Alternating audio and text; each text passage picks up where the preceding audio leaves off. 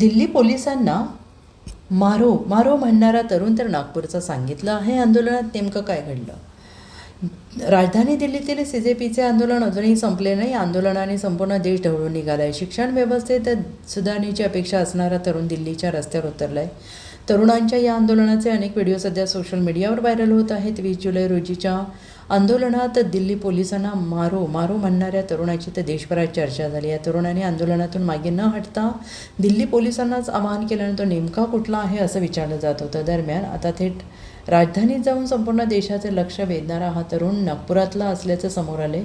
दिल्लीमध्ये सध्या सुरू असलेल्या आंदोलनात अनेक तरुणांनी सहभाग नोंदवला. यात काही तरुण तर ITN आहेत, डॉक्टर आहेत. या तरुणांवर पोलिसांनी अमानुषपणे लाठीमार केल्याचा आरोप केला आहे.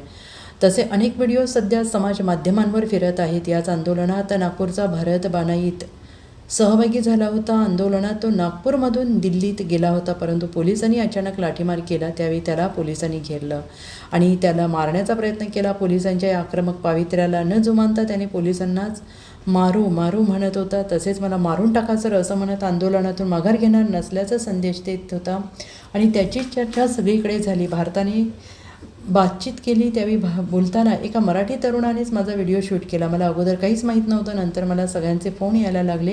मी माझ्या एका साथीदाराला विश्वासाने मोबाईल दिला. माझा फोन 2 तासांनी मला मिळाला. आंदोलक जिकडे तिकडे होते तिकडे मी जात होतो. त्याचवेळी मला पोलिसांनी हल्ला केला. मला नागपुरातून फोन येत आहेत, हजारो मिस कॉल आले आहेत अशी माहिती भारतने दिली आहे.